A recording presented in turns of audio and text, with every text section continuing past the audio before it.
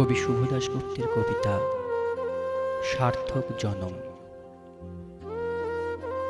যে ছেলেটা চায়ের দোকানের এঁটো কাপ ধুচ্ছে রাস্তার ধারে, তাকে ডাকুন, তার কানে কানে বলুন, সুজলাং সুফলাং মলয়জ শীতলাং।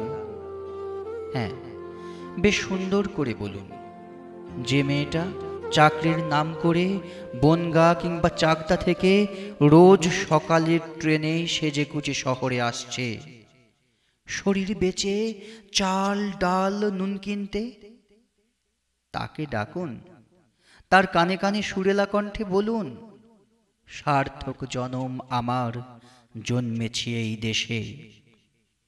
যে ছেলেটি লটারির টিকিট নিয়ে দরজায় দরজায় ঘুরছে আর বলছে, বিশ্বাস করুন আমি ভদ্রলোক, আজ 10 বছর হলো আমার কারখানা বন্ধ, লক আউট, তাকে ডাকুন, তার কানে কানে বলুন, বলো বলো বলো সবে, শত বিনা বেনু রবে, ভারত আবার জগৎ সভায় শ্রেষ্ঠ আসন লবে।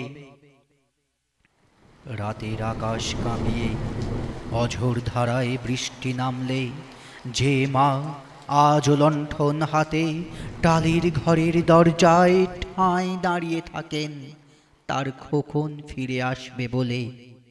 যে খোকনকে এমনি এক বর্ষার উন্মত্ত রাতে কালো গাড়ির পুলিশ ডেকে নিয়ে গিয়েছিল, আর বোরানগরের রাস্তায় ভোরের ঘুম ভাঙা কুকুর প্রথম দেখেছিল যার গুলিবিদ্ধ রক্তাক্ত লাশ,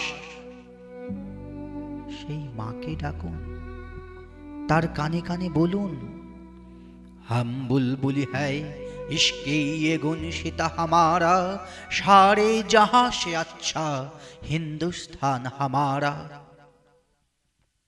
সবাইকে সবকিছু বলা শেষ হলে শুনশান শীতের রাতে 5 মাথার মোড়ে ঘোড়ায় চড়ে বসা সেই মহাবিপ্লবীর পায়ের সামনে ধীরে ধীরে এগিয়ে যান। ফাঁকা রাস্তায় রাতের বাতাসে কান পাতুন, শুনতে পাবেন সেই বিপ্লবী পুরুষের বজ্রকণ্ঠ, আমি তোমাদের কাছে রক্ত চেয়েছিলাম তোমাদের স্বাধীনতা এনে দেব বলে। আমি পারিনি, কিন্তু আমি আমার সমস্ত জীবন উৎসর্গ করেছি। আর তোমরা তোমরা